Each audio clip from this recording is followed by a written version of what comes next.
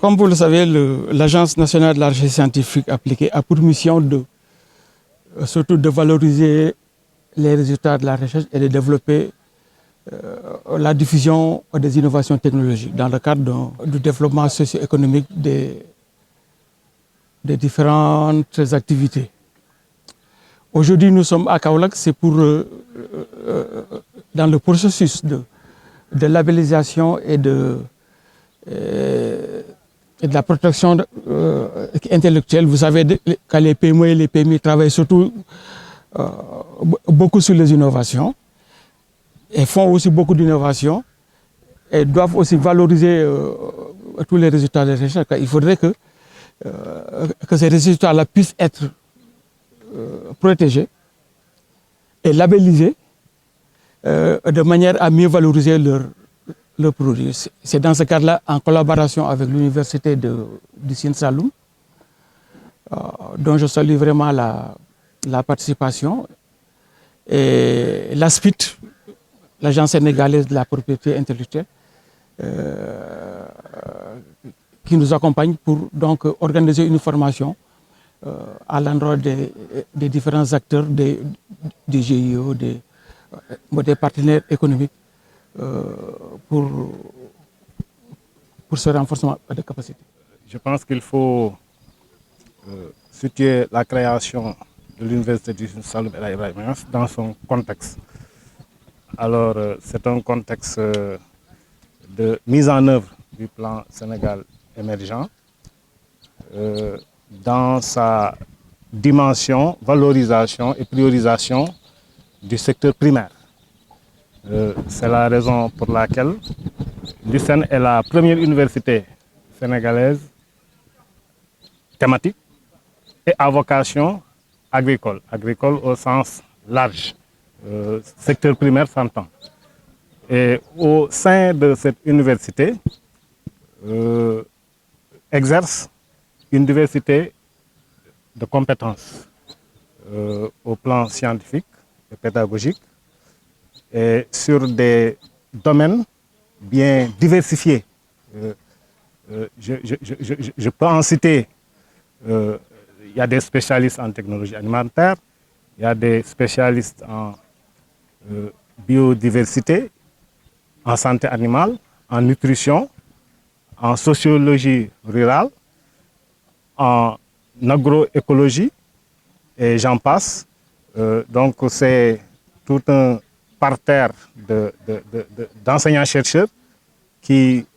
ont les compétences requises pour contribuer de manière efficace et efficiente à la mise en œuvre des politiques publiques définies donc, par les autorités étatiques. Il y avait déjà une dynamique en cours au niveau de l'université, perceptible à travers donc, les activités des enseignants et également les initiatives des étudiants qui ont un potentiel important en matière d'entrepreneuriat. Si bien qu'on a été amené de mettre en place un dispositif interne d'accompagnement donc, de ces étudiants qui sont portés vers l'entrepreneuriat. C'est ainsi que nous avons mis en place la commission employabilité, qu'on appelle communément l'APUSEN, et qui a en charge donc, cet accompagnement des étudiants pour les doter de compétences, pour identifier également les partenaires qui pourraient donc, mettre à profit leur expertise donc, au service de ces étudiants, de sorte que à la fin de leurs études, quand ils auront leur diplôme, ils ne seront pas dans l'état d'esprit de quelqu'un qui doit attendre de travailler dans un bureau, mais plutôt de devenir des chefs d'entreprise et des employeurs par la même occasion. Aujourd'hui, nous sommes là sur demande de l'ANRESA qui est en partenariat avec l'Université du Sine Saloum. Donc, monsieur le directeur général Makhtar Dia nous a désigné pour qu'on puisse venir en tant qu'expert formateur par rapport à une formation dédiée à la propriété intellectuelle, à la certification et à la labellisation. Nous félicitons vraiment les acteurs qui ont eu cette heureuse initiative ici à Kaolack parce que nous connaissons aujourd'hui le poumon économique que constitue Kaolack. les initiatives des bonnes dames que nous avons eu à travailler durant des années ici à Kaolack, parce que nous avons eu la chance d'être dans le cadre du processus de création de l'incubateur de Kaolack. Donc,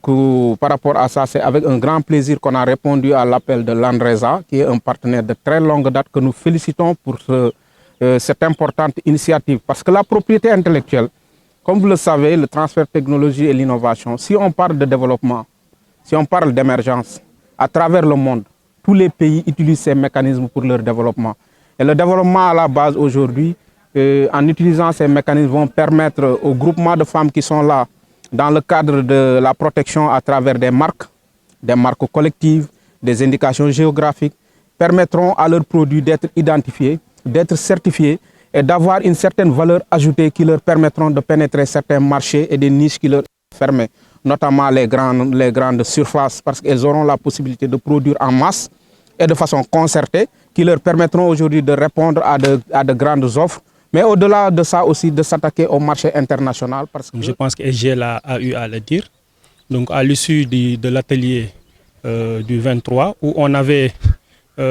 créé une diversité de l'assistance, donc aussi bien les enseignants de l'université, mais également les acteurs du monde socio-économique. Donc pour réfléchir ensemble sur le développement de leurs innovations technologiques. Et puis ce sont ces acteurs du monde socio-économique également qui accueillent les étudiants donc au niveau de leur stage et permet également aux étudiants quand même